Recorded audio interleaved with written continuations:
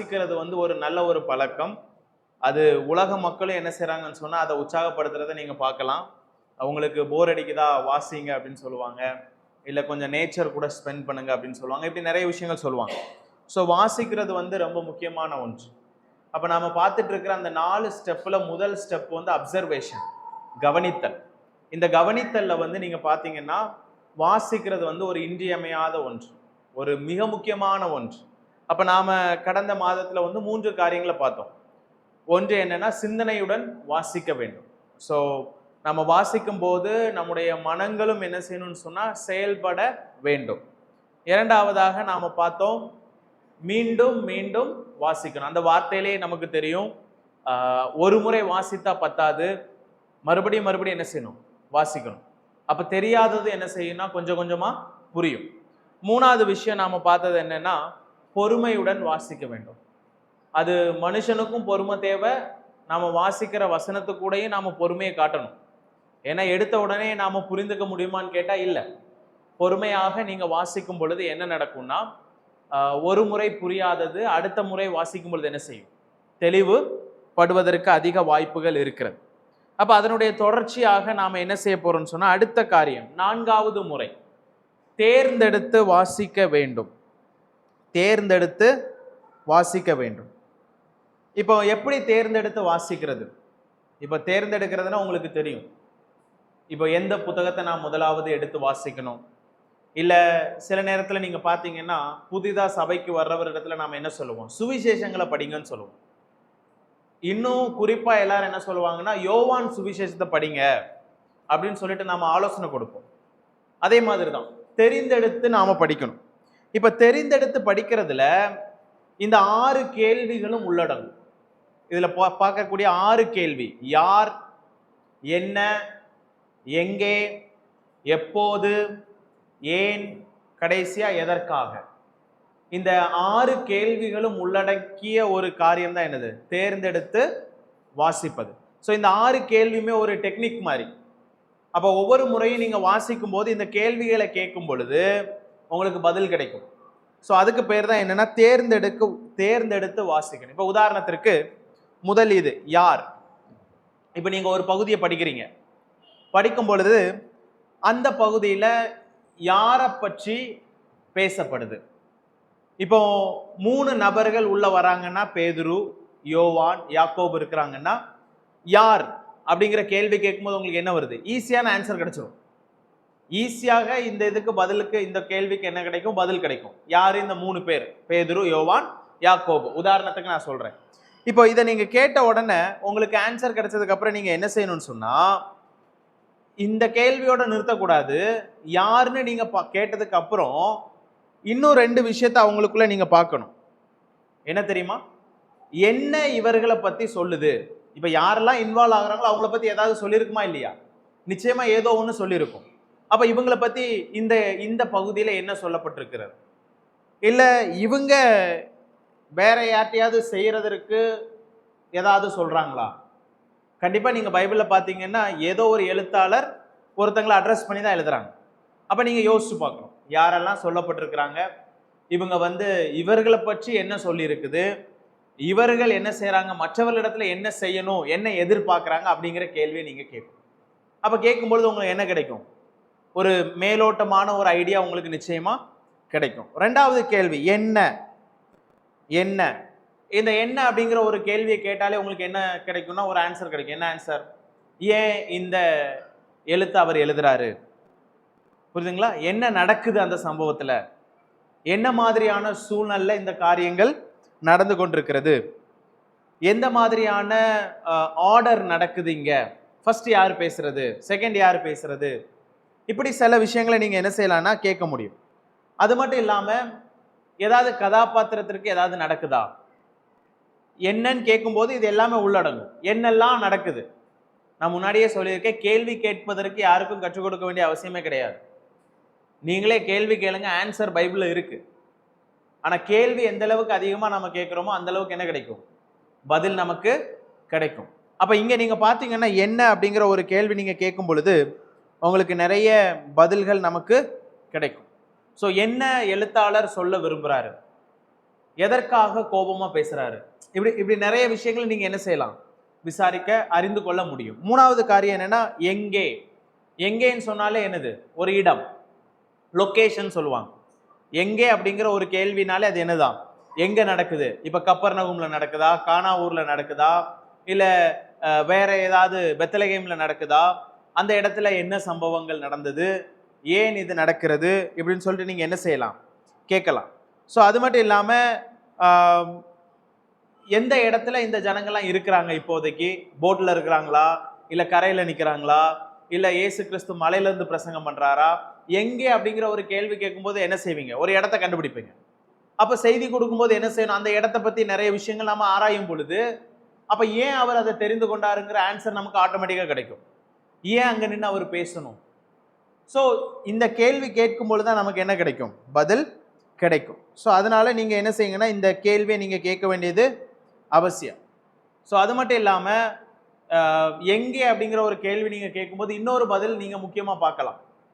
இப்ப பவுல் சிறையில இருந்துட்டு வேற யாருக்கோ எழுதுறாரு கடிதம், அப்படிதானா? அப்ப இதை வாசிக்கிறவங்க எங்க இருக்கிறாங்க அதையும் நீங்க பார்க்கணும். நீங்க பாத்தீங்கன்னா செய்தி சொல்லும் போது இதெல்லாம் சொல்லாமலே நிறைய பேர் சொல்லுவாங்க, அவர் சிறையில இருக்கிறாரு, ஆனா அவர் எழுதுறது யாருக்கு, பிலிப்பு பட்டணத்து விசுவாசிகளுக்கு எழுதுறாரு, எபேசு சபை விசுவாசிகளுக்கு எழுதுறாரு. ஆனா இவரு எங்க இருக்கிறாரு, சிறையில இருக்கிறார்.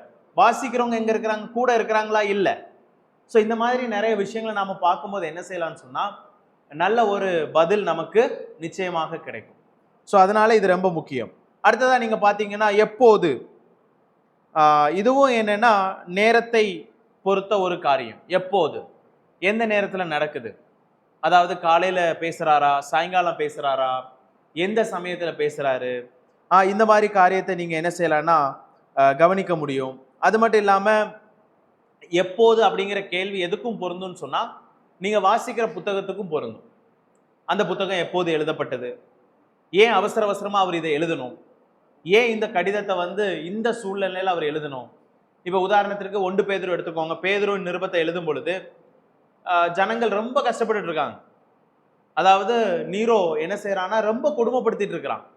அப்ப இந்த மாதிரி நேரத்துல கிறிஸ்தவர்கள் என்ன நினைக்கிறாங்கன்னா, நம்ம உரிமையா என்ன வேணாலும் செய்யலாம், நம்ம எல்லாருமே விடுதலையாக்கப்பட்டவர்கள், நாம எப்படி வேணாலும் இருக்கலாம் அப்படிங்கிற ஒரு எண்ணம் வரும் பொழுதுதான் இவர் என்ன செய்யறாருன்னா, பேதுரு ஃபாலோ பண்ணி போய் எழுதுறாரு. என்ன சொல்றாருன்னா, நீங்க எல்லாருமே விடுதலையாக்கப்பட்டவங்க தான், ஆனா இன்னும் நீங்க என்ன செய்யணும், கீழ்ப்படிந்து இருக்க வேண்டும். உங்களுடைய நடத்தையை பார்த்து அவங்களே என்ன செய்வாங்க, உணர்ந்து கொள்வார்கள் அப்படிங்கிறத சொல்றார். அப்ப அதிகாரத்துக்கு நீங்க கீழ்பட்டு இருக்கணும்னு சொல்லிட்டு பேதுருல அவர் சொல்றார். அதனாலதான் பேதுரு நீங்க படிச்சு பார்க்கும்போது எஜமானுக்கு என்ன செய்யணும், கீழ்ப்படிந்து இருக்கணும், இப்படி வரிசையா சொல்லிட்டு வர்றார். ஒவ்வொரு உறவுகளை சுட்டி காண்பிச்சு சொல்லிட்டு வர்றார். அப்ப இதுக்கெல்லாம் காரணம் என்ன, அந்த காலகட்டம். அந்த காலகட்டம் ரொம்ப மோசமா இருந்துச்சு.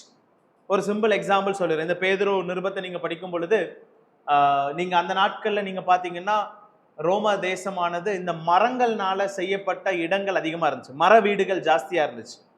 அது மட்டும் இல்லாம பாத்தீங்கன்னா ரொம்ப தள்ளி வீடு இருக்காது, எல்லாம் சேர்ந்தாப்புல இருக்கக்கூடிய ஒரு அமைப்பு தான். ஒரு முறை என்ன செஞ்சிருச்சுன்னா, ஒரு காட்டு தீ மாதிரி ஒண்ணு பரவுனதுனால அநேக வீடுகள் நாசமாக சேதமடைந்தது. அப்ப இதை பார்த்துட்டு இருந்த ஜனங்கள் எல்லாருமே என்ன செய்தாங்கன்னா, ரோமாபுரி மனுஷர்கள் என்ன செய்தாங்கன்னா, இதை பார்த்துட்டு இருந்த நீரோவை எல்லாரும் குற்றம் சுமத்த ஆரம்பிச்சாங்க. நீரோ என்ன செய்தாருன்னா, மேல நின்று அவருடைய வீட்டுல இருந்து பார்க்கும் பொழுது நல்லா தீ பத்தி எரியுது. நீரோக்கு என்னன்னா, இது ஒரு சந்தோஷம்தான். ஏன் சந்தோஷம் அப்படின்னு கேட்டீங்கன்னா, நீரோ எப்படியாவது இந்த ரோம தேசத்தை என்னுடைய தலைமை இடமாக மாற்றுவதற்கு என்னெல்லாம் பண்ண முடியுமோ எல்லா முயற்சியுமே அவர் செய்ய விரும்புறாரு. நீரோ பாத்தீங்கன்னா, அவர் ஒரு பெரிய ஒரு கட்டிடம் அமைக்கக்கூடியவர். மற்றும் அது மட்டும் கிடையாது, ஆம்பிஷியஸ் மேன்னு சொல்லுவாங்க. அதாவது ஏதாவது ஒன்று சாதிக்கணும், நான் என் தலைமையில நான் என்ன செய்யறேன், சில விஷயங்களை நான் கொண்டு வர விரும்புறேன். ஆனா மக்களுக்கு அது விருப்பம் கிடையாது. அப்ப சில மக்கள் என்ன சொன்னாங்கன்னா, நீரோ தான் இந்த தீய கூட வச்சிருக்க வாய்ப்பு இருக்கு அப்படின்னு சொல்லி நீரோ மேல என்ன செஞ்சாங்கன்னா குற்றம் சுமத்தினாங்க. இப்ப நீரோ என்ன செய்யணும், இன்னொருத்தங்க மேல குற்றம் சுமத்தணும். அந்த சூழ்நிலையில தான் அவர் என்ன செய்யறாருன்னா, ஒரு போக்காடு மாதிரி இருக்கிற நம்முடைய கிறிஸ்தவர்களை அவர் பாயிண்ட் அவுட் பண்றார். புரியுதுங்களா? அந்த காலகட்டத்துல தான் அவர் இந்த கடிதத்தை எழுதுறாரு. அப்ப அந்த காலகட்டத்துல கிறிஸ்தவர்கள் என்ன செய்யறாங்கன்னு சொன்னா, ஏன் பண்ணாத தப்புக்கு நாங்க இவ்வளவு தண்டனை அனுபவிக்கணும். சிலர் எப்படி இருந்தாலும் என்ன செய்வாங்க, இப்போ ஒரு சபையை எடுத்துக்கோங்களேன், சிலர் பொறுமையா இருப்பாங்க, சிலர் என்ன செய்வாங்க, எல்லாத்துக்கும் ரிஃப்ளெக்ட் பண்ண பார்ப்பாங்க. ஆனா பைபிள் என்ன சொல்லுது? பேதுரு என்ன சொன்னார்னா, நீ வந்து அதிகாரத்திற்கு என்ன செய்யணும்? கட்டுப்பட்டு இருக்கணும். உன்னுடைய நல்ல நடத்தையை பார்த்து அதிகாரிகளும் என்ன செய்வாங்க? மனதை மாற்றிக்கொள்வார்கள். நீங்கெல்லாம் விடுதலையாக்கப்பட்டவங்க தான். அவங்க என்ன நினைச்சிட்டாங்கன்னா, விடுதலையாக்கப்பட்டுட்டோம்னு சொன்னா என்ன வேணாலும் செய்யலாம்னு நினைச்சிட்டாங்க. அப்ப பவுல் தெளிவா சொல்றாரு, நீங்கெல்லாம் விடுதலையாக்கப்பட்டிருக்கிறீங்க உண்மைதான். ஆனா நீங்க என்ன செய்யாதீங்க? உங்களுடைய விடுதலைய தவறான காரியங்களுக்கு பயன்படுத்தாதீங்க அப்படின்னு சொல்லி சொல்றாரு. அப்ப இதனுடைய அர்த்தங்கள்லாம் நமக்கு தெரியணும்னா என்ன செய்யணும்? டைமும் ரொம்ப முக்கியம். ஏன் எழுதினாரு? அப்ப உங்களுக்கு டைம் தெரியும். அப்ப அந்த டைமை கண்டுபிடிச்சீங்கன்னா வரலாறுல இந்த நேரத்துல என்ன நடந்துச்சு, அப்ப இந்த நேரத்துல ஏன் தீ பற்றினதுனால இப்படியெல்லாம் ஒரு சம்பவம் நடந்ததுனால மக்கள் என்ன செய்யறாங்க? தேவையில்லாத குழப்பத்துல இருக்கிறாங்க. அப்ப இங்க பேதுரு என்ன செய்யறாருன்னா கடிதம் எழுதுறாரு. இப்ப உங்களுக்கு தெரியுதுங்களா? ஒரு கேள்வி கேட்கறதுனால என்னென்ன பதில் நமக்கு கிடைக்கும்னு சொல்லி நீங்க இதுல இருந்து பார்க்க முடியும். அது மட்டும் இல்ல, நீங்க பாத்தீங்கன்னா அடுத்தது ஏன் ஏன் அப்படிங்கிற ஒரு கேள்வியை நாம பார்க்கிறோம். ஒய், இது ரொம்ப இன்ட்ரெஸ்டிங்கான ஒரு கேள்வி. ஏன் இதை செஞ்சீங்க அப்படின்னு ஒரு கேள்வி கேட்டா, நீங்க எல்லாருமே இப்போ ஒரு விஷயத்த நீங்க செய்யறீங்க, நாங்க வந்து இப்போ கேள்வி கேட்கிறோம், எதற்காக, ஏன் இந்த காரியத்தை நீ செஞ்ச? எல்லாரும் ஒரு ரீசன் கொடுப்பீங்க, உண்மையா இல்லையா? நீங்க அந்த காரியத்தை செஞ்சதற்கு ஏதாவது ஒரு ரீசன் கண்டிப்பா சொல்லுவீங்களா இல்லையா? என் சைட்ல இது கரெக்ட் பிரதர், அதனால நான் இது செஞ்சேன். ஆனா எங்க சைட்ல அது தப்பா இருக்கும் சம்டைம்ஸ். ஆனா நீங்க என்ன செய்வீங்க? முடிஞ்ச அளவுக்கு நான் ஏன் இதை செய்யக்கூடாது, நான் ஏன் இதை செஞ்சேன் தெரியுமா, இப்படியெல்லாம் நடந்ததுனாலதான் நான் செஞ்சேன். இப்போ ஒரு காரணம் இருக்கா இல்லையா? ரீசன் ஒண்ணு இருக்கு அதுக்கு பின்னாடி. அப்போ நீங்க ஏன் அப்படிங்கிற ஒரு கேள்வியை கேட்கும் பொழுது, அதாவது ஒவ்வொரு வசனத்துக்கிட்ட ஏன் இந்த வார்த்தையை அவர் சொல்றார். சும்மா சொல்ல மாட்டார்ல, சும்மா டைம் பாஸுக்கு அவர் பாட்டுக்கு ஏதோ பேசிட்டு இருக்காரா?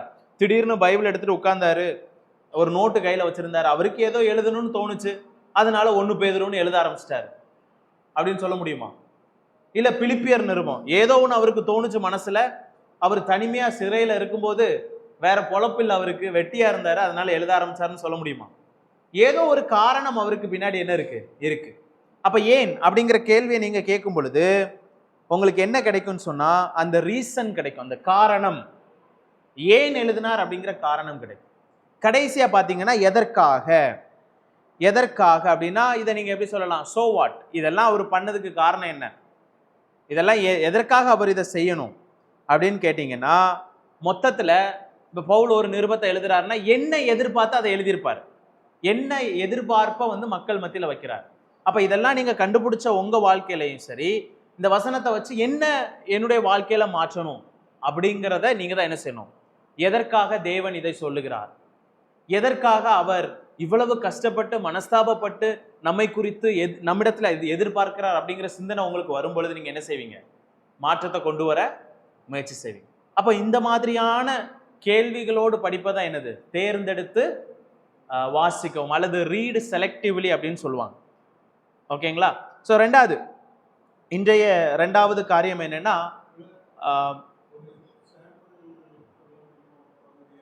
ஓகே சரி, நான் முன்னாடியே உங்களுக்கு சொல்லியிருக்கேன், கலாத்தியர் புத்தகத்தை நாம் எடுத்துக்கலாம். இப்ப கலாத்தியர் புத்தகத்துல நீங்க பாத்தீங்கன்னா, சில நேரத்துல நாம நினைப்போம் பவுல் ஏதோ ரொம்ப கோபமா பேசுறாரு, ஏன் பேசுறாருன்னு யாருக்கும் தெரியாது. இப்படி பேசலாமா பிரதர் அப்படின்னு கூட கேட்பாங்க. சில வார்த்தைகள்லாம் பாத்தீங்கன்னா, புத்தி இல்லாத கலாத்தியரே அப்படின்னு சொல்றாரு. இப்ப இந்த மாதிரி உங்க ஊழியக்காரர் யாரையாவது சொன்னா நீங்களாம் என்ன செய்வீங்க? பட்டம் கொடுத்துருவீங்க. என்ன இவர் இவ்வளவு கோவப்படுறாரு சொல்லுவோமா இல்லையா? இது நானே இங்க இருந்து சொன்னால் நீங்க என்ன சொல்வீங்க? தவறா புரிந்து கொள்வீங்க. இப்போ இதை தவறா புரிந்து கொள்ளாம இருக்கணும்னு சொன்னா இந்த கேள்வியில கேளுங்க, உங்களுக்கு ஆன்சர் கிடைக்கும். இப்ப இந்த கேள்விகளை நம்ம பார்த்தோம். ஒவ்வொரு கேள்வி, யாருக்கு இதை எழுதுறாரு? விசுவாசிக்கா? விசுவாசி. அது யாரு? கலாத்திய சபையை சார்ந்தவர்களுக்கு எழுதுறாரு. ஏன் எழுதுறாரு அப்படிங்கிற கேள்வி, இங்க நம்ம ஏன் அப்படிங்கிற ஒரு கேள்வி நமக்கு இருக்கு. ஏன் இதை எழுதுறாரு அப்படின்னு ஒரு கேள்வி கேட்டோம்னு சொன்னா அங்க ஆன்சர் நமக்கு படிக்க தெரியும். ஒரு சிலர் என்ன செய்யறாங்க? சுவிசேஷத்தை விட்டுட்டு, சுவிசேஷம் முழுமை கிடையாது, ரட்சிப்பு விசுவாசத்தினால மட்டும் கிடையாது, அது கூட நீங்க என்ன செய்யணும்? விருத்த சேதனம் என்ன செய்யுங்க பண்ணுங்கன்னு சொல்லிட்டு ஒரு கூட்டம் சொல்லுது. இன்னொரு விஷயம் நீங்க பாத்தீங்கன்னா, ஏன் இந்த பிரச்சனை, ஏன் இந்த குழப்பம் அப்படின்னு கேட்டீங்கன்னா, ஒரு சிலர் யூத தேசத்துல இருந்தே வந்து என்ன செஞ்சிருக்காங்க, இந்த யூதர்களே சிலர் வந்து இந்த தவறான போதனைகளை என்ன செய்யறாங்க? திணிக்கிறாங்க. அப்ப இதை கேட்ட சிலர் சீக்கிரமா என்ன செஞ்சுட்டாங்கன்னா வழி விலகி போயிட்டாங்க. அப்ப உடனே என்ன நடக்குது? அங்க குழப்பம், சத்தியத்துல குழப்பம். இப்ப இதை அவர் திருத்தணும். இப்ப நீங்க ஆன்சர் வருமா இல்லையா? ஏன் இதை எழுதுறாரு? அங்க ஆல்ரெடி ஒரு பிரச்சனை போயிட்டு இருக்குது. அதை திருத்துறதுக்கு தான் அவர் என்ன செய்யறாரு? எழுதுறாரு. அப்ப அதை எப்போ எழுதுறாரு அப்படிங்கிற கேள்வி கேட்டீங்கன்னா அந்த டேட் உங்களுக்கு கரெக்டா வரும். ஏன் இதை அவர் எழுதணும், எந்த நேரத்துல இந்த சம்பவம்லாம் நடந்துச்சு அப்படிங்கிறது உங்களுக்கு பதில் கிடைக்கும். எங்க வச்சு அவர் இதை எழுதுறாரு, ஆன்சர் கிடைக்கும். புரியுதுங்களா உங்களுக்கு? இப்ப இது எல்லாமே அந்த புத்தகத்தை சார்ந்துதான் நடக்குது. இப்போ இந்த நீங்க படிச்சு பாத்தீங்கன்னா இந்த ரோமர்கள் நிருபம் கூட நீங்க படிச்சு பாத்தீங்கன்னா அதுலயும் அவர் அடுக்கடுக்கா சொல்லுவார். சில அதிகாரங்கள்ல என்ன சொல்ற, இப்ப எல்லாரும் பாவி, அவர் என்ன செய்யணும், எல்லாருமே பாவி என்பதை அவர் நிரூபிக்க போறாரு. ஒரு கோர்ட்டு கேஸ் எப்படி நடக்குமோ அதே மாதிரிதான் அந்த ரோம நிருபம் எழுதப்பட்டிருக்கு. அதுல அவர் கடைசியா சொல்ல வர்றாரு 3ஆம் அதிகாரத்துல, எல்லோரும் பாவம் செய்து தேவ மகிமை அற்றவர்கள் ஆனார்கள். இப்ப ஒரு யூதன் கேள்வி கேட்பானா இல்லையா, நாங்கெல்லாம் பாவம் செய்யல. அப்ப அதிகாரத்துல அழகா சொல்றாரு. அப்ப புறஜாதி யாருமே என்ன செய்யக்கூடாது, நாங்களாம் தப்பே செய்யலன்னு சொல்ல முடியாது. அவங்களுக்கும் சொல்றாரு என்னது, எல்லாருமே பாவி. ஒவ்வொன்னா சொல்லிட்டு தான் அவர் என்ன செய்யறாருன்னா ஃபைனலா ஒரு கன்க்ளூஷன் வரார். அப்போ நீங்க படிக்கும்போது புத்தகத்தையும் பார்க்கணும், அதிகாரத்தையும் பார்க்கணும், வசனத்தையும் பார்க்கணும், சூழலையும் பார்க்கணும். எல்லாமே பார்க்கும் பொழுது உங்களுக்கு என்ன கிடைக்கும், முழுமையான ஒரு ஐடியா கிடைக்கும். அப்ப இந்த உதாரணம் உங்களுக்கு புரிஞ்சிருக்குன்னு நினைக்கிறேன். இப்ப இதுல யார், பவுல் மட்டும் டைரக்டா ஈடுபடுறார். அது மட்டும் இல்லாம என்ன நடக்குது, என்ன சம்பவம் நடந்துச்சு, ஏன் அவர் இதை எழுதணும். ஒருவேளை எழுதாம இருந்திருந்தா என்ன நடந்திருக்கும், புரியுதுங்களா? எழுதாம இருந்திருந்தா இன்னும் என்ன நடந்திருக்கும். ஏன் அவர் இவ்வளவு ஹார்ஷான வார்த்தையை பயன்படுத்துறாரு, புரியுதுங்களா? அவர் ஏன் அப்படி சொல்றாருன்னா, அவர் சொல்றாரு, நான் பிரசவ வேதனைப்பட்டு என்ன செய்தேன், உங்களை பெற்றெடுத்தேன். நீங்க பொதுவா ஸ்திரீகள் தான் பிரசவ வேதனைப்படுவாங்கன்னு நம்ம பாக்குறோம். வேதம் அப்படித்தானே, வேதமும் சரி உலகமும் அதுதான். ஆனா சுவிசேஷம் பிரசங்கித்ததை அவர் எப்படி சொல்றாருன்னா, நான் பிரசவ வேதனை பெற்று என்ன செய்றேன், உங்களை பெற்றெடுத்தேன். அப்ப இதுல இருந்து புரிஞ்சுக்கோங்க, ஆணும் என்ன செய்யறாங்க, பிரசவ வேதனை படுறாங்க. பொதுவா எல்லாரும் என்ன சொல்லுவாங்க, எங்க கஷ்டம் உங்களுக்கு எங்க தெரிய போகுதுன்னு ஈஸியா எல்லாரும் கேட்பாங்கல்ல. ஆனா பைபிள் சொல்லுது பவுல் பிரசவ வேதனை பட்டாராம். ஓகேங்களா? ஸோ இது ஒரு கம்பேரிசன். பட் லிட்ரலா அது நடக்கலனாலும் அவர் என்ன சொல்ல வர்றாருன்னா, ஒரு ஆவிக்குரிய பிள்ளையை நான் பெற்றெடுப்பதற்கு எவ்வளவு கஷ்டப்பட்டேன்னு சொல்றார். நான் பெற்றெடுத்ததுக்கு அப்புறம் இது எங்க அப்பாவே இல்லைன்னு சொன்னா எப்படி இருக்கும்? அதுதான் அவருடைய ஆதங்கம். அவருடைய ஆதங்கத்தை அவர் என்ன செய்யறாருன்னா சொல்றாரு, ஏ புத்தி இல்லாத கலாத்தியரே, இவ்வளோ பிரயாசப்பட்டனே உங்களுக்காக, இவ்வளோ சீக்கிரமா நீங்க பின்வாங்கி போயிட்டீங்களேன்னு சொல்றாரு. புரியுதுங்களா உங்களுக்கு அதனுடைய முழுமை? ஸோ இந்த மாதிரி நீங்க படிக்கணும். அடுத்ததா பாத்தீங்கன்னா ஜெபத்துடன் வாசிக்கணும். பொதுவா சிலர் நினைக்கிறாங்க பைபிள் படிக்கிறது வேற, ஜெபம் பண்றது வேற. பொதுவா நாம அப்படிதான் நினைப்போம். ஜெபத்துக்கு கொஞ்ச நேரம் டைம் கொடுப்போம், அதுக்கப்புறம் செய்தி கொடுப்போம், வேதம் வாசிப்போம், இது எல்லாமே இருக்கு. ஆனா நான் என்ன சொல்றேன்னா, ஜெபம் பண்ணும் போதும், அதாவது வேதம் வாசிக்கும் போதும் ஜெபமும் அவசியம். அதாவது ரெண்டும் சேர்ந்து செய்ய வேண்டிய ஒரு பகுதி. நீங்க தயவு செய்து அதை பிரிச்சிடாதீங்க. நீங்க வாசிக்கும் போது, வேதம் வாசிக்கும் போது ஜெபம் இல்லாமல் ஒரு காரியத்தை செய்யும் பொழுது எதுவும் புரியாது, எதுவுமே விளங்காது. புரியுதுங்களா உங்களுக்கு? நீங்க இதுல உதாரணத்திற்கு நீங்க பாத்தீங்கன்னா சங்கீதம் 119, நான் உதாரணத்தை சொல்றேன், யாராவது வாசிங்க. சங்கீதம் 119.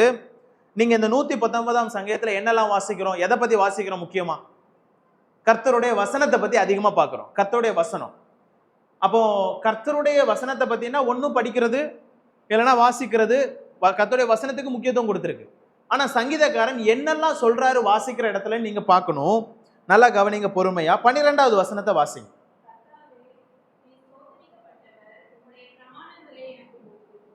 கர்த்தாவே நீர் ஸ்தோத்தரிக்கப்படப்பட்டவர், பிரமாணங்களை எனக்கு போதியும். இங்க வசனத்தை பத்தி முக்கியத்துவம். ஆனா இங்க தேவனை ஸ்தோத்தரிக்கிறாரா இல்லையா? ஸ்தோத்திரத்தை எப்படி செய்வோம்? பிரேயர் பண்ற இடத்துல என்ன செய்வோம்? ஸ்தோத்திரம் பண்ணுவோம். ஸ்தோத்திரம் பண்ணுவோமா இல்லையா?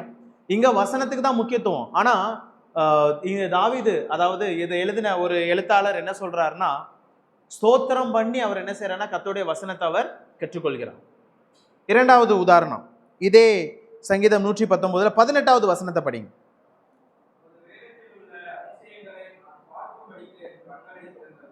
இது ஜெபமா இல்லையா?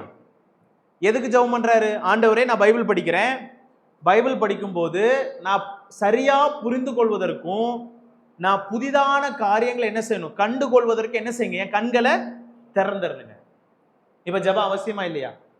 அப்ப இதுல இருந்தே உங்களுக்கு தெரியுது, சங்கீதக்காரனுக்கே ஜெபம் வேதத்தை வாசிக்கும் பொழுது அவசியம்னு சொன்னா, பிரசங்கம் பண்ற நமக்கு, பைபிளை யூஸ் பண்ற நமக்கு, போதிக்கிறதுக்கு பயன்படுத்துற நமக்கு, ஒருத்தங்க கிட்ட நீங்க கவுன்சிலிங் கொடுக்கறதுக்கு பயன்படுத்தும் போது உங்களுக்கு ஜெபம் தேவையா இல்லையா? ஏன்னா எந்த நேரத்துல எந்த வசனத்தை ஆண்டவர் உங்களை கொண்டு பேசணுமோ அதை எப்படி பேசுவாரு? தக்க சமயத்துல ஆவியானோட துணையோட நம்மளோட கூட பேசுவோம். இப்ப இங்க பாருங்க, ஸ்தோத்திரம் பண்றதா நாம பாக்குறோம் வேதம் வாசிக்கிற இடத்துல. இங்க இப்ப பார்த்த ரெண்டாவது எக்ஸாம்பிள் என்னது? ஜெபிக்கிறாரு, கண்களை திறந்தரணும்னு ஜெபிக்கிறார். மூணாவது ஒரு எக்ஸாம்பிள் 27வது வசனம். 27வது வசனம்.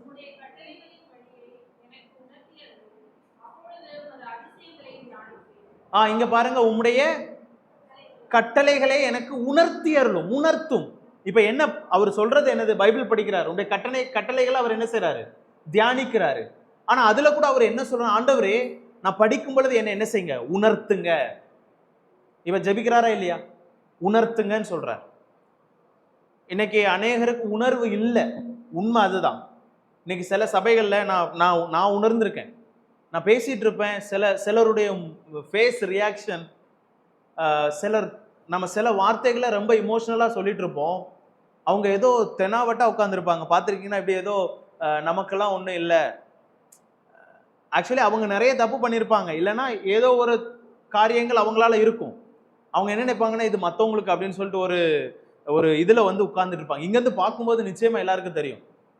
பார்த்தீங்கன்னா தெரியும். இப்போ ஒருத்தர் செய்தி கொடுக்குறாருன்னா சிலர் உட்கார்ந்துருக்கிறத வச்சு இவன் ஒரு ஆளு, இவன் வந்து பேசுறான் அப்படிங்கிற ஒரு கண்ணோட்டத்தில் அவங்க என்ன செய்வாங்கன்னா உட்கார்ந்துருப்பாங்க. நல்லா கவனிச்சுக்கோங்க, வசனம் என்ன சொல்லுதுன்னா, படிக்கும் போதும் சரி கேட்கும் போதும் சரி எந்த நேரத்துல இந்த ஜெபத்தை தயவு செய்து பண்ணுங்க. என்னது? ஆண்டவர் எனக்கு உணர்வை தார். எங்க உணர்வு வந்தா மட்டும்தான் நீங்க என்ன செய்வீங்க. இப்ப தீல கை வச்சா சுடுன்னு சொல்லிட்டு உணர்வு இருந்ததுனாலதான் என்ன செய்றீங்க, எடுக்கிறீங்க. இன்னைக்கு அநேகருக்கு என்ன இல்லை தெரியுமா? உணர்வு இல்லை. அதனாலதான் இந்த புல்பீட்ல இருந்து பேசுறதெல்லாம் வீணா போகுது. முடிச்சுட்டு அடுத்த வாரம் வந்து கேட்டா என்ன நடந்துச்சுன்னு யாருக்கும் தெரியல. வீட்டுக்கு போனா கேட்டது உடனே மறந்துருச்சு.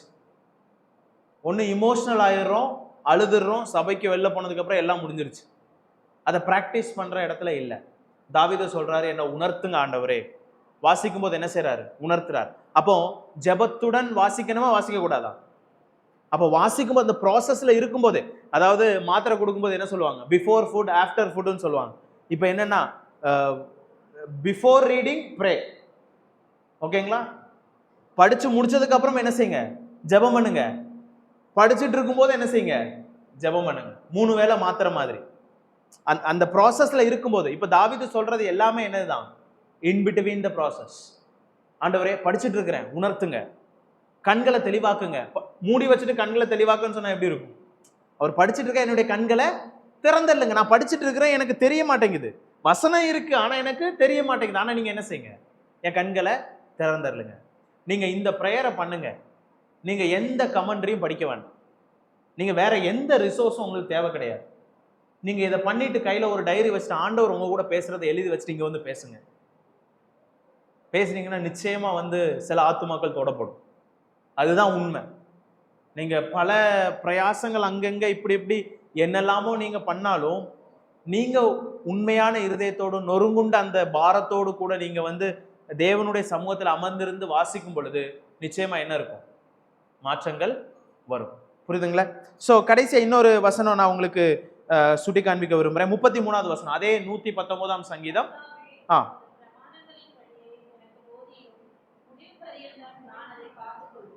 முடிவு பரியந்தம் நான் அதை காத்துக்கொள்கிறேன்.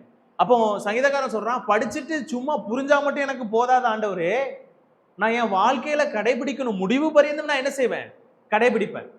இன்னைக்கு நிறைய பேர் பிரசங்கம் பண்றதுக்காக மட்டும்தான் என்ன செய்றாங்க? பைபிள்ல டிக் பண்ணி கண்டுபிடிக்கிறாங்க மேட்டர்ஸ். ஆனா பைபிள் என்ன சொல்லுதுன்னா, நான் படிக்கிற விஷயம் என் வாழ்க்கையில முடிவு பரியந்தம் என்ன செய்யணும்? காணப்படணும். அப்போ இந்த விஷயத்தை நீங்க நல்லா நோட் பண்ணிக்கோங்க. சங்கீதக்காரன் சொல்லக்கூடியது இதுவாக இருக்கிறது. அதுக்கப்புறம் 176வது வசனம், இன்னொரு வசனம், 176வது வசனம், கடைசி வசனம். 170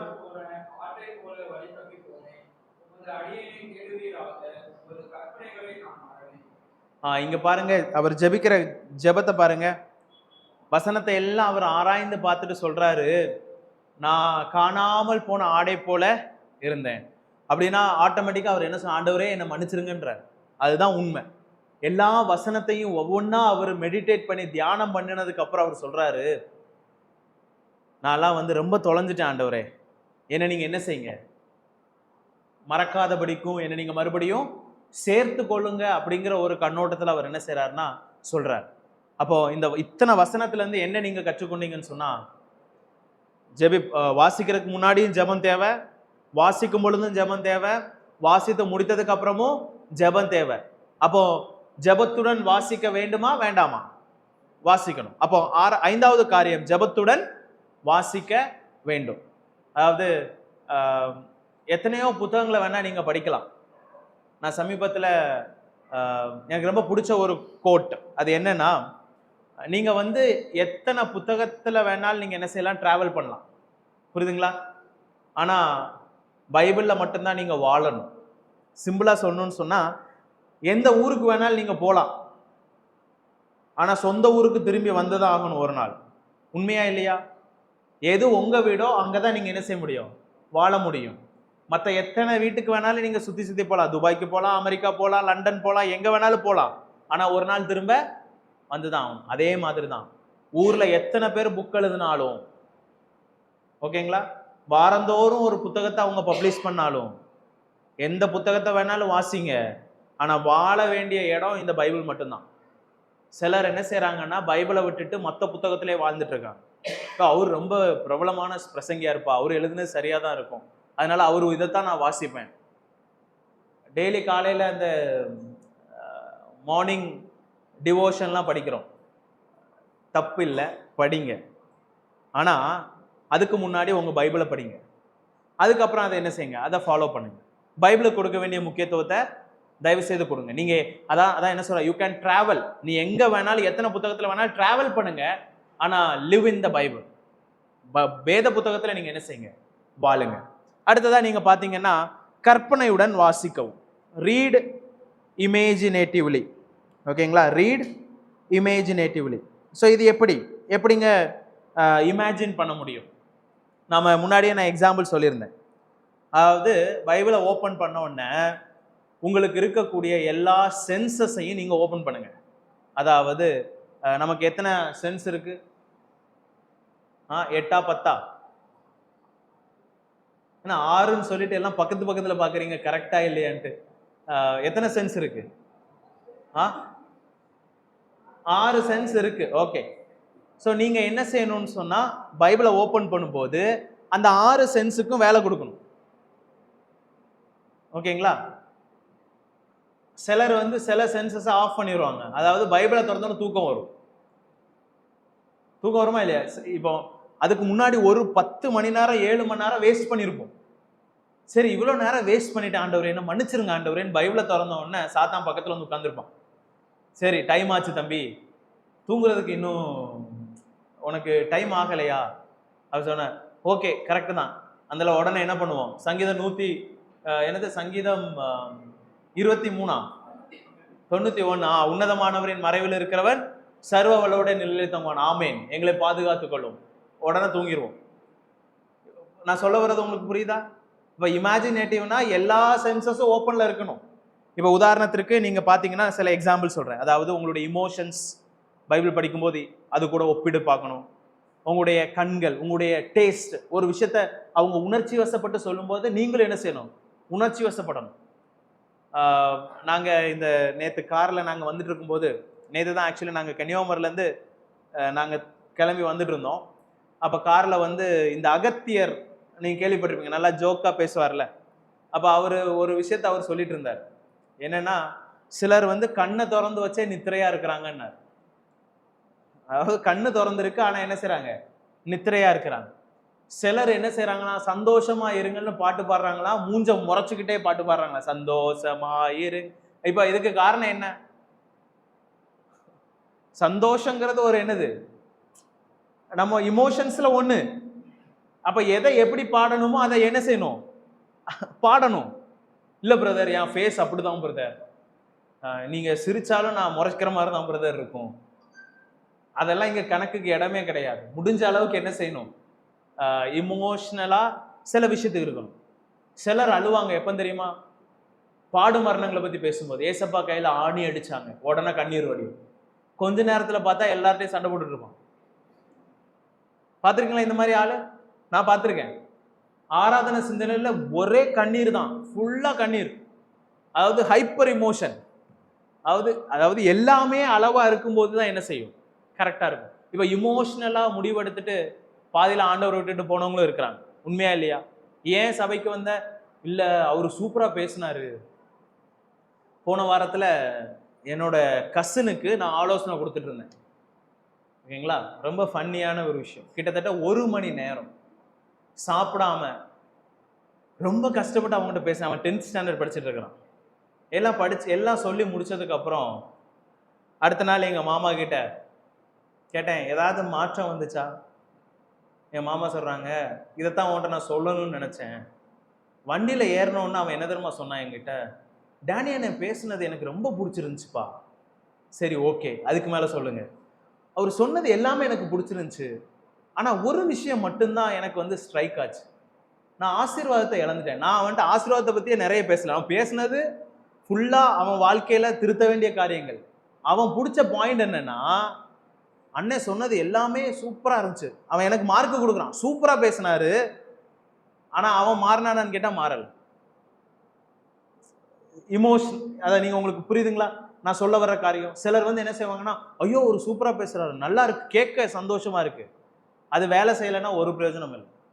அப்ப அதே மாதிரிதான் பைபிள் படிக்கும்போது உங்களுடைய சென்ஸ், தாட், உங்களுடைய உணர்ச்சி வசம் எல்லாமே அதுல இணங்கும். இப்போ உதாரணத்திற்கு நான் சில விஷயங்களை நான் சொல்ல விரும்புறேன்.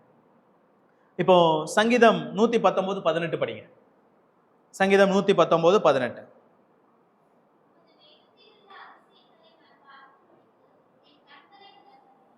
கண்களை திறந்தருளும். அதிசயத்தை காணும்படி கண்களை திறந்தருளும். கண்ணு ஒரு சென்ஸ், அப்படிதானே? நீங்க வந்து உணர முடியும். கண்ணால சில விஷயங்களை நீங்க பார்க்க முடியும். இப்ப சொல்லுங்க, என்னைக்கோ நடந்த விஷயத்த சங்கீதக்காரன் சொல்றான், என்னுடைய கண்களை திறந்தருளும், உடைய வேதத்தை நான் காண வேண்டும். புரியுதா இல்லையா? இப்ப அதுல அவர் என்ன செய்யறாரு, இமேஜினேஷனுக்குள்ளதான் வர்றாரு. கண்களை அவர் பயன்படுத்துறாரு. ஆனா உண்மையா அவருக்கு என்ன தெரியுது அப்படிங்கிறது எனக்கு தெரியல லிட்ரலா.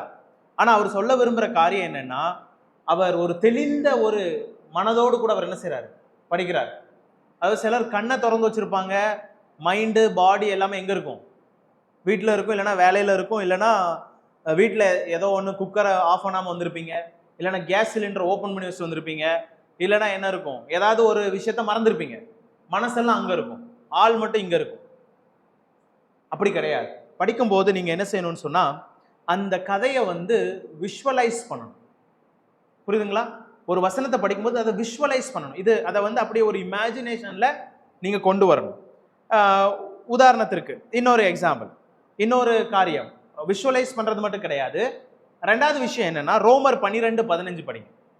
ரோமர் 12ஆம் அதிகாரம் 15வது வசனம்.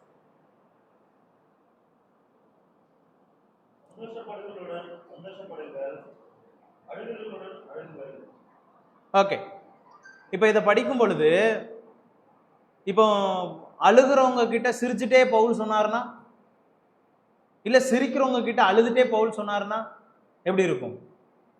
நீங்க யோசிச்சு பாருங்க. இப்ப பைபிள்ல இருக்கிற அந்த கதாபாத்திரங்கள் எதை செய்யுதோ அதைத்தான் நீங்க என்ன செய்யணும், உணர்ந்து கொள்ளணும். இப்ப சிரிக்கிற இடத்துல நாம என்ன செய்யணும், சிரிக்கணும். அழுகிற இடத்துல நாம அழுகணும். ஆனா இன்னைக்கு நிறைய பேர் என்னன்னா, மற்றவங்க அழுகும் போது அவங்க சிரிப்பு வரும். உண்மையா இல்லையா? உண்மைதானா? இதை எல்லாரும் தலையாட்டுறீங்க, ஏதோ நல்ல பயங்கரமா நடந்திருக்கு போல. ஓகே, ஸோ இதான் உலக உண்மை. நாம கஷ்டப்படும் போது என்ன செய்வாங்க, எல்லாருமே ரொம்ப சந்தோஷப்படுவாங்க, உலகம். ஆனா விசுவாசிகள் அப்படி இருக்கக்கூடாது. ஸோ இங்க நீங்க பாத்தீங்கன்னா, அவர்களுடைய ஷூவை நீங்க என்ன செய்யணும், அணிந்து கொள்றதற்கு சமம். இப்ப நீங்க விஷுவலைஸ் பண்ணணும்னு சொன்னா, இங்க அவர் என்ன சொல்றாரு, துக்கிக்கிறவங்களோட கூட நீ என்ன செய், துக்கம் செய்.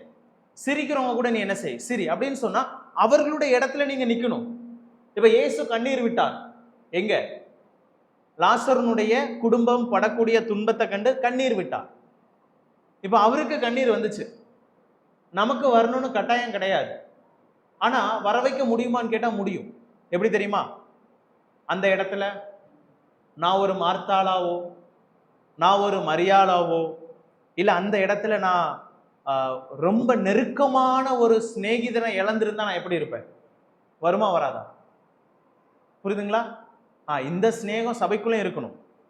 அதுதான் சொல்றேன். ஒரு ஒரு ஒரு ஒரு பாதங்கள் அவங்களுடைய இடத்துல நீங்க நிக்கணும். ஏங்க நான் இதை செய்ய போறேன், இதை நான் செய்யும் பொழுது அவங்களுக்கு கஷ்டமா இருக்கும், அப்ப எனக்கும் அது வலிக்கும்னா அவங்களுக்கும் நிச்சயமா வலிக்கும்ல, அந்த சிந்தனை நமக்கு வரணும். அப்ப இங்க நீங்க பார்க்கக்கூடிய விஷயம் என்னன்னா, அந்த மனிதர்களுடைய பாதத்துல நின்று நீங்க பார்க்கணும். புரியுதுங்களா? அப்பதான் என்ன செய்ய முடியும்? இமேஜினேட்டிவா வாசிக்க முடியும். மூணாவது விஷயம் என்னன்னா, இதே இமேஜினேட்டிவ்ல நீங்க பாத்தீங்கன்னா, ஒரு விஷயத்த சொல்றாங்கன்னா அதுக்குள்ள நீங்க நுழைந்து பார்க்கணும். உதாரணத்திற்கு கொலோசியர் 3:16 யாராவது வாசிங்க. கொலோசியர் 3:16.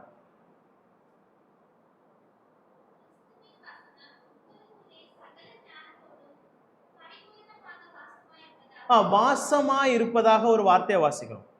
அப்ப வாசமா இருப்பதாகனா எங்க, எப்படி? அதை நீங்க அந்த அளவுக்கு உணர்ச்சி வசப்பட்டு உள்ள அதை அனுபவித்து பார்க்கும் பொழுதுதான் உங்களுக்கு என்ன தெரியும்? அந்த வசனத்தினுடைய அழுத்தம் தெரியும்.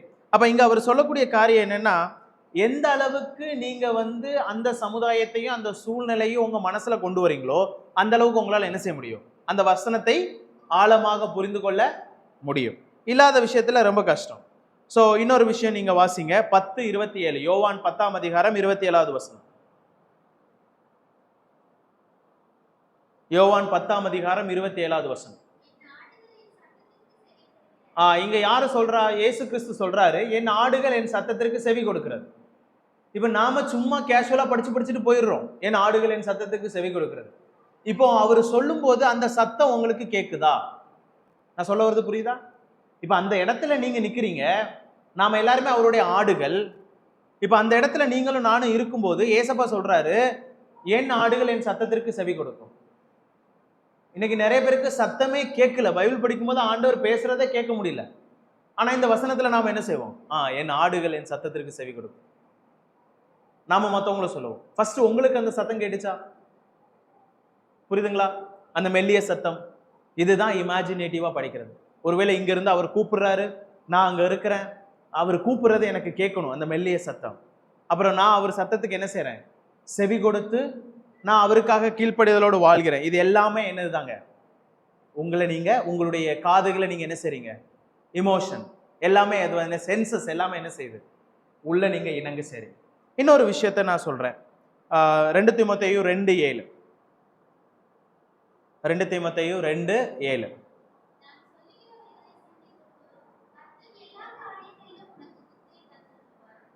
இங்க நீங்க பாத்தீங்கன்னா, இவ்வளவு நேரம் நான் சொன்னேன், என்ன சொன்னேன்?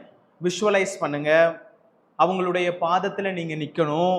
அது மட்டும் கிடையாது, அந்த இடத்துல நீங்க என்ன செய்யுங்க? உங்களை நீங்களே நிறுத்தி கொள்ளுங்க.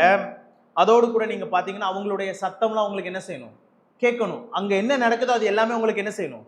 கேட்கணும். அப்ப இது எல்லாமே நீங்க செஞ்சுட்டு அதை நீங்க என்ன செய்யணும்னு சொன்னா, புரிந்து கொள்வதற்கு மாத்தணும். அதுதான் இங்க 2 தீமோத்தேயு 2:7 அவர் சொல்றார். நீங்க என்ன செய்யணும்? புரிந்து கொள்ளணும். இதெல்லாம் படிச்சா மட்டும் போதாது, அது என்ன செய்யணும்? புரிந்து கொள்வதற்கு அது ஏதுவாக இருக்கணும். அப்போ இன்னும் ஒரு வசனத்தை வாசிச்சு நம்ம இதை முடிச்சிடலாம். சங்கீதம் 119, 105. சங்கீதக்காரன் எப்படி இது எல்லாத்தையும் நடைமுறைப்படுத்தி அவர் எழுதுறாருன்னு நீங்க பார்க்கலாம். சங்கீதம் 119, 105. இங்க நீங்க பாருங்க, சங்கீதக்காரன் ஏன் எழுதுறாரு இப்படி? அவர் யோசிச்சு பார்க்கிறாரு, ஆண்டவர் அவரை எப்படியெல்லாம் ஒவ்வொரு அடியா அவரை நடத்தினார், எந்த சூழ்நிலையெல்லாம் அவரை காப்பாத்தினார், எப்படியெல்லாம் அவருக்கு விளக்கா இருந்தாரு, ஒளியா இருந்தாருன்னு சொல்றாரு.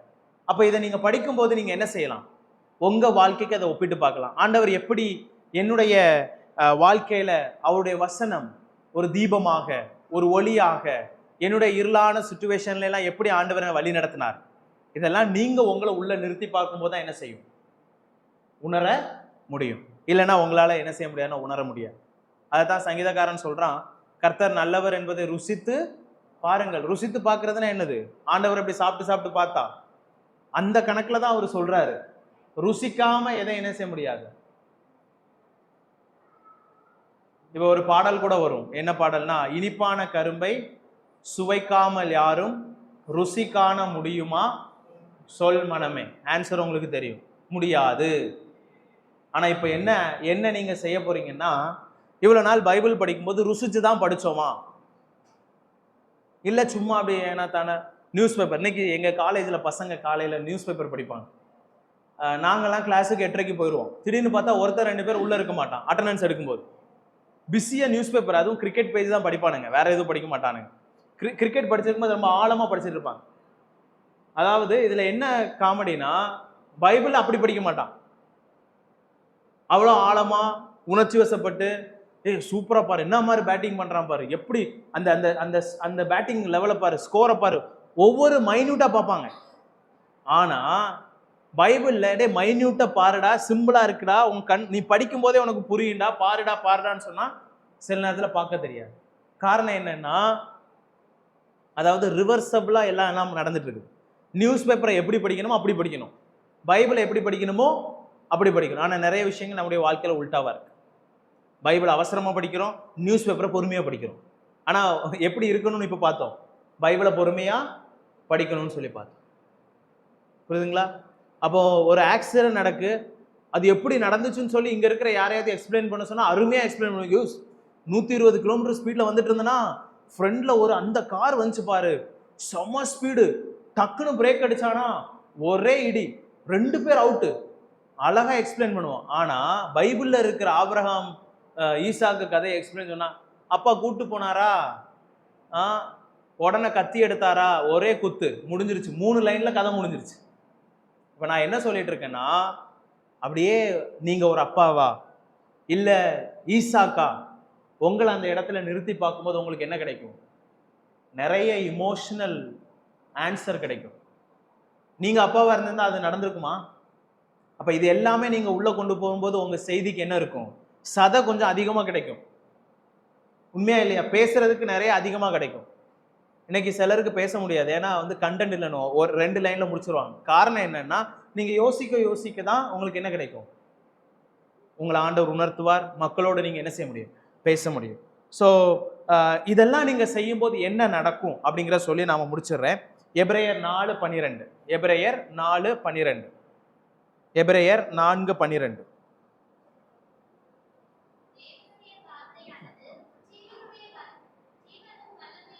போதும். தேவனுடைய வார்த்தையானது ஜீவனும் வல்லமையும் உள்ளது அப்படின்னு வேதம் சொல்லுது. இப்ப நீங்க படிக்கும்போது அதுக்கு ஜீவன் இருக்கா இல்லையா? இப்ப நான் என்ன சொன்னேன்னா, கர்த்தருடைய வார்த்தை ஜீவன் உள்ளது. அதை நான் படிக்கும்போது என்னால என்ன செய்ய முடியும்? உணர முடியும், ருசிக்க முடியும், அனுபவிக்க முடியும். இப்ப கேள்வி என்னன்னா, இந்த வசனம் சொல்ற மாதிரி அவருடைய வார்த்தை உங்களுக்கு ஜீவன் உள்ளதா இருக்குதா? லிவிங் வசனத்துக்கு என்ன இருக்கு? ஜீவன் இருக்கு. அந்த ஜீவன் உங்களால உணர முடியுதா? புரியுதுங்களா? ஒவ்வொரு வசனத்தினுடைய அடியும், ஒவ்வொரு லைனும், சொல்லக்கூடிய ஒவ்வொரு வார்த்தையுமே வல்லமை உள்ளது. அதே சமயத்தில் அதுக்கு என்ன இருக்கு? ஜீவன் இருக்கு. இப்ப நீங்க படிக்கும் போது அந்த ஜீவனை புரிய முடியுதா? புரியுதா நான் சொல்ல வர்றது? உங்களுக்கு புரியுதுங்களா? So read imaginatively. நீங்க என்ன செய்யணும்னு சொன்னா, கற்பனையுடன் வாசிக்கணும். அப்போ அந்த சம்பவத்தை நீங்க என்ன செய்யணும்? யோசிக்கணும். இப்ப உதாரணத்திற்கு மோசே ஆண்டவர் கூப்பிடுறார், மோசே மோசே. அவர் கூப்பிடுற சத்தம் உங்க காதுல கேட்கணும் உண்மையா. அதே மாதிரி நீங்க சிவந்த சமுத்திரத்தை கடந்து போறீங்க, அந்த அனுபவம் எப்படி இருந்திருக்கும்? நீங்க அந்த இடத்துல நின்று பாருங்க. உங்க குழந்தைங்க அந்த இடத்துல இருந்திருந்தாங்கன்னா நீங்க என்ன பண்ணிருப்பீங்க? பின்னாடி முன்னாடி சத்ரு, ஆபத்து, இந்த மாதிரி சூழ்நிலை நாம மட்டும் நடுவில் இருக்கிறோம், எப்படி நான் ரியாக்ட் பண்ணியிருப்பேன்? இது எல்லாமே நீங்க என்ன செய்யணும்? யோசித்து பார்க்க வேண்டும். ஆக நாம் 3 காரியங்களை நாம பார்த்தோம். என்னெல்லாம்? கற்பனையுடன் வாசிங்க, ஜெபத்துடன் வாசிங்க, கடைசியா தேர்ந்தெடுத்து வாசிங்க. ஸோ இந்த 3 காரியங்கள் போதுமா? ஓகே. ஸோ இதை என்ன செய்யுங்கன்னா, பைபிள் படிக்கும்போது இதை ப்ராக்டிஸ் பண்ணும்போது அவங்களுக்கு என்ன கிடைக்கும்? ஒரு அனுபவம் கிடைக்கும். தேவன் தாமே உதவி செய்வார்.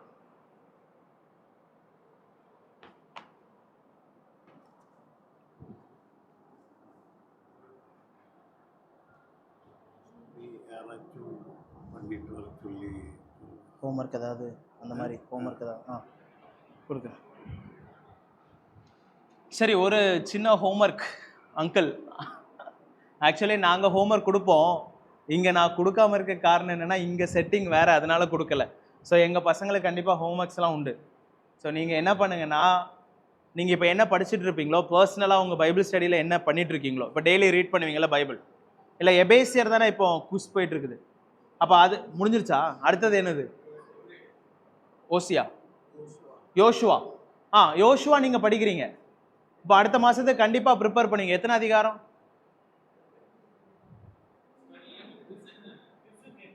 குவிஸ் தான். குவிஸுக்கு எப்படி இருந்தாலும் படிப்பீங்களா? இல்லை குவிஸுக்கு இல்லை நீங்கள் குவிஸ் காம்படிஷனுக்கு என்ன படிக்கிறீங்க? நான் பைபிள் ஸ்டடிக்கு அவர் ஆன்சர் சொல்லிடுவாரு. Quiz competition